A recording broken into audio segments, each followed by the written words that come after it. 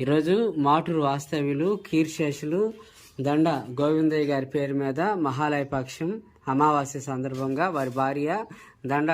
సుబ్బులు గారు, కుమారుడు దండ నాగేశ్వరరావు గారు, కోడలు